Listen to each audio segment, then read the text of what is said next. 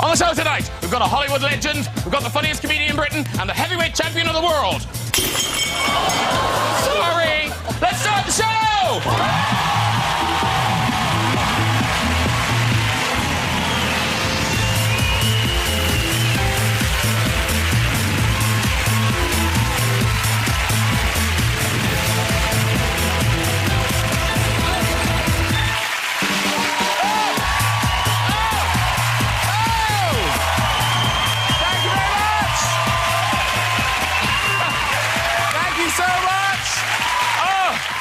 There's excitement in the studio tonight. What a show we've got for you. Actress and singing legend, Bette Midler, on this show. Bette Midler! Feel that love. Oh. No, I am with you. I am genuinely excited to have her on the show. I can't wait to talk to her. And, of course, Bette, made so many films we love.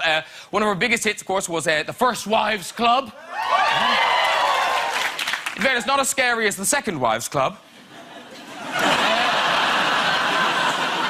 That was frightening.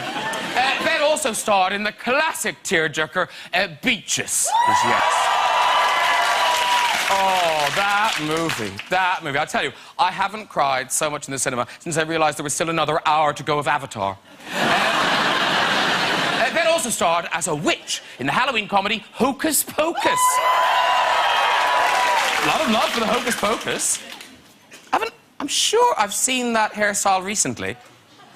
Oh, yes. Your stylist is mocking you. Here's Bette in one of her lavish stage shows. Oh, I believe I can see her clam there. We'll leave it at that. Also on the show, this is so cool, the reigning heavyweight champion of the world, David Haye, is here. I know. David, of course, joins us fresh from defeating Audley Harrison. What a fight it was. Here's a picture of Audley. Put him up. It wasn't that bad. Here's a picture from the actual fight. Oh, wait, it was that bad. Audley Harrison, what you doing? What, you trying to hit me? Get off! I'll lie down, thank you. Poor Audley, though. Not the only 18-stone heavyweight to have ended up flat on the back on live TV.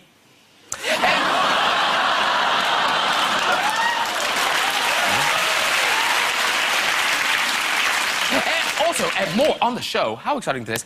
Comedian, actor, writer, all-round brainbox, Stephen Fry is with us. I know! Bette Midler, David Haye, Stephen Fry.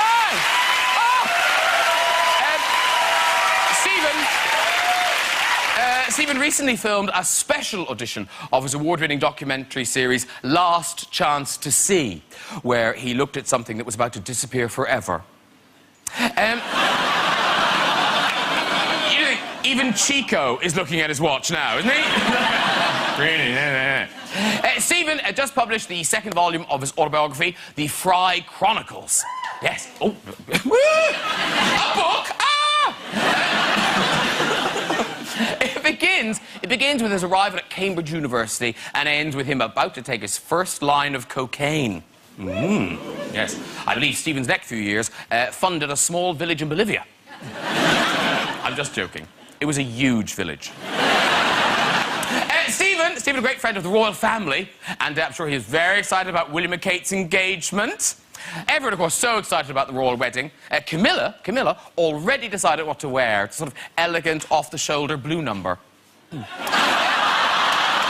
get some guests on? All right. He's a QIP. Quite an interesting person. It's Stephen Fry. I do that. Hugging. There you go.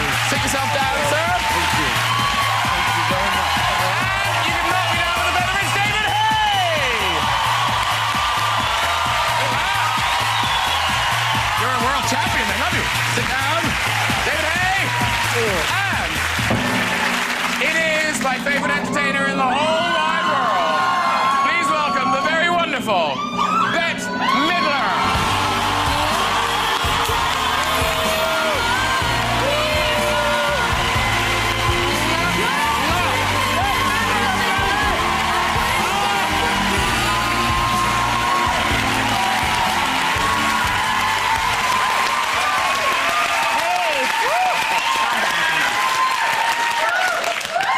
We got for half an hour. Oh my we sing God. the song, we can So go. excited. Wow, yeah. Calm down. Back off. Back off.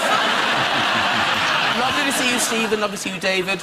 Bette. I'm here. Oh, so cute. Thank you so No, much. honestly, I know it is very nice to see Yeah, you both. but- I'm sorry, guys. I'm sorry. Well, Jim. I've waited for this day. Oh my God. Oh my God. What's in it for me? All right. What's going on? No, nothing. I'm just Okay. excited. All right. Because you're a free woman now. You've been released from Vegas. Oh, that's right. That's right. Yes. Because no, how many years? 2 years. I was there 2 years. Yeah. I was there 2 years. I believe some people may have gone to see you. Did you go? Oh, yay! Great. Because it's weird. Because Vegas is odd. It's such because apart from my couch, I think it's one of the few places where the three of you could meet in Absolutely, Vegas. no question. Yes. True. Have you fought in Vegas, David? I haven't yet. Plan to next year at some stage. Yeah. Bette's coming to watch me. She promised to be there ringside. Absolutely, no question. You'll hold the sponge. I can't wait. And you, Stephen, of course, big gambler. I do like poker, yes. I never played it properly in Vegas. I've killed people and left weird clues in their bedrooms for the CSI team to investigate. Everyone does that, obviously, because it's been going for 12 years as a series. But it's an incredible city, isn't it? Quite extraordinary. Quite extraordinary. You couldn't make it up. Now, Bette Midler, they did kind of break the mold. I can't think of anyone else who does what you do or who can do what you do. That's very kind of you. That's very kind of you. Well, no, because, people, if they can sing like you sing, Yes. they sort of don't bother to develop a personality after that. Well- because they kind of think, I can sing, I'll get invited to parties. Well, it's very interesting because I always thought I should have like something called Diva Boot Camp, where you kind of like tell people, if you sing, you can also speak. It stands to that you can be amusing, you can introduce yourself to the audience. Most girls and boys these days, it's as if they were singing in a vacuum. It's really weird. So I'd like to get them all together, charge them a fee, of course, and teach them, hey, here's a whole bunch of old jokes you can tell when you're really, really hard up. Because you were kind of back, you were like a working comic. You were doing like comedy monologues. Yes, I did, yeah. I did comedy monologues, I did characters, I sang a bunch, I wore very short dresses, I wore, those little corsets, I had feathers, I had it all. And I had 18 girls backing me up, I had showgirls, it was fantastic. It was a dream of a lifetime, and now it's done. I'll never do it again as long as in fact, I'm in retirement. Oh, how about you, babe? Okay. No, I'm kidding. How quickly they turn. Boom! We loved her a second ago. That's right, that's right. Bette Midler. What How dare you try to take a rest? In the show, you talked about how you were kind of like, you're the woman who invented kind of trash. I actually can lay claim to that, yes. And I actually am quite proud of it. Unfortunately, a lot of people have taken it, one step too far. And everyone else is way, way trashier than I am now. Now I feel kind of respectable, a little bit conservative. What can I say? I'm a bit conservative, yeah. But do those wild girls give you the respect you are due? The respect I was Jew? Yes, I am Jewish, as a matter of fact. Yeah, I'm Jewish. I just wanted to clear that. Do those wild girls give me respect? No, I don't get any respect, and it pisses me off no end. It really infuriates me, but I get big bucks, so it doesn't matter. In the end. Listen, we want to talk about new album. Yes, new album. please. Yes, please. Bette Midler, Memories of You. Memories of Jew. Whatever.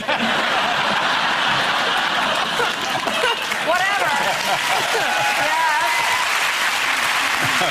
And all the songs on here are associated with kind of memories from movies you worked on or things that happened to you. And there's 2 or 3 from For the Boys, which I love that movie. Oh, thank you so much. Because it wasn't... The turkey of the Christmas season. It was. The first one, yeah. I was I had made this movie. I had produced it. I had helped with the script, and I had helped cast it and all that stuff. I chose my old director, Mark Rydell, and we made it, and we were so excited about it, and it was supposed to be a Christmas picture, because that's the big release date, and everyone thought it was going to be an Oscar contender. So I was going on the junket. I'll never forget this. I was in the limo on the way to speak to Australia to speak to people all over the world. Down the line, as they So say, whatever yeah. they Satellite thing. Satellite thing. And on the way to the limo, I make the mistake of opening the New York Times, and it says, "For the boys, the first turkey of the Christmas season," which in America means it's, you know, like this. So I go, "Australia, I'm so happy to hear from you." China! But you're being genuine. You were that upset by the review. I was terribly upset because, you know, everyone, you know, making a picture is It was your really baby, hard. yeah. Yeah, and we had shepherded it for years and years, and it was a big thing for us. It was, at the time, it was a quite expensive picture. Nowadays, it's like nothing. It was like $40 million. In those days, it was like, oh my God, that bitch spent $40 million. How dare you? That cost more than the war. Okay. But is it, talking about you performing and the fact, you know, you are this great singer, but yet you do the comedy. I mean, because this is a book from when you did your first world tour. Yes. Many years ago. That's like 1981 or 1982. Isn't that incredible? But like most people with your voice do not come on stage dressed as a hot dog. It's so nice of you to do it, but why do you... I don't know what possessed me. I just felt like it was we were singing some kind of American song, and I thought, what's more American than a hot dog? And I came out, somebody talked me into it, but they forgot to put a zip in it, and I had to be cut out of the... I was like I was glue gunned. And then at the intermission, they had to like cut me out. It was, oh my God, what a nightmare that was. And then, that was a great tour. And then the characters that you came up with. Yeah. And of course, they were all back for Vegas. Yes. I did them all. And I think I've had to retire them now. Some of them are really hoary. I mean, it's enough. They're going to boo again. Don't make them boo again. Yeah. Well, just lie. Say they're all coming back. They're all fabulous. A little long in the tooth, but still. But things like, you know, Dolores, the mermaid in the wheelchair. Yes. I mean, was that your creation? That was my creation, yes. She started her life as a kind of a lounge act, but then the costumes kept getting tighter and tighter. And one night I said, I think she should be underwater because I have a fetish for being underwater. I love water ballets and I love dancing waters. Oh, I love dancing waters. If you go to Vegas, you must see the dancing waters. I'm there. Divine. So I made her a mermaid, and then I had no way to get around, so I had to put her in a wheelchair. And there she stayed until her friends joined her, and she really is kind of fabulous. She's done it all.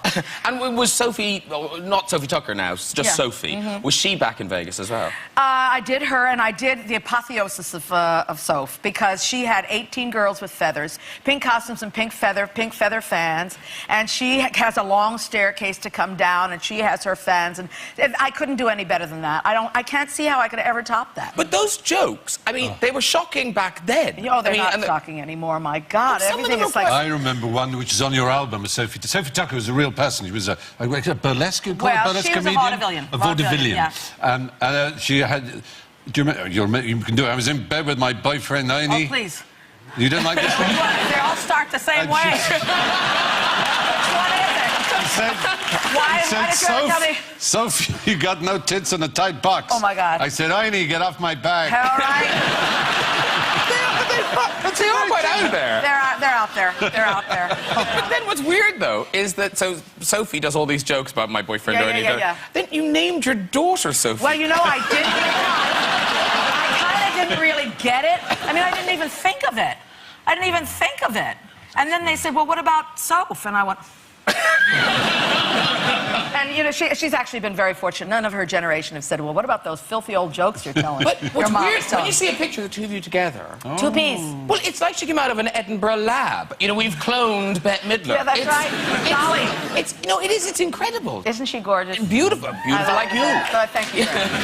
Isn't she gorgeous? That's like saying I'm my gorgeous. She's my dearest. She's my dearest. She looks so like you. Because now, in terms of naming children, you named your son... Cassius. Cassius. All right. After the great Cassius. Bravo. Oh, not after the Roman traitor who murdered Julius Not Caesar. that one, no. Well, we're waiting to see. Yeah. Oh, and it'll work, of course, because it's Cassius Haye. I just worked that out this second. I'm saying, what's the sir? Oh, I get it. Okay, yeah.